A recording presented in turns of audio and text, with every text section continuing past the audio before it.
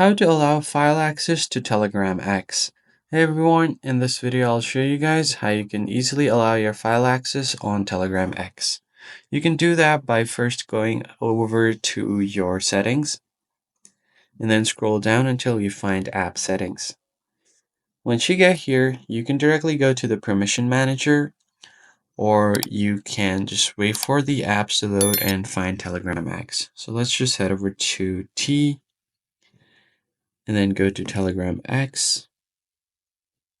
Click on it and then go to permissions. As you can see, no permissions are allowed right now.